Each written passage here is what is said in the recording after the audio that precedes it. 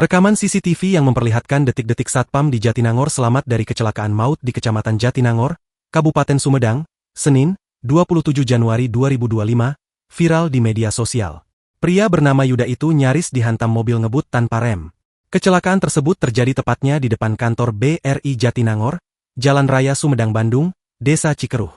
Dalam video detik-detik kecelakaan maut yang beredar, nampak kendaraan yang melaju cepat tersebut hampir saja menabrak seorang satpam bernama Yuda Agus Budiardi.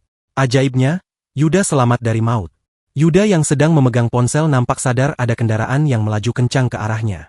Hanya selang beberapa detik, benar saja tiba-tiba muncul mobil yang melaju kencang ke arahnya tanpa mengerem.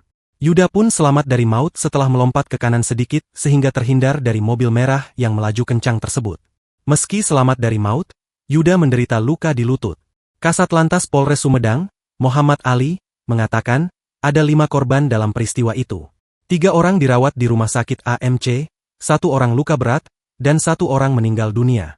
Ali mengatakan, peristiwa terjadi saat Hyundai Avega merah bernomor polisi D1667 YVI, dikemudikan Putra Akbar melaju tak terkendali dari arah Sumedang menuju Bandung.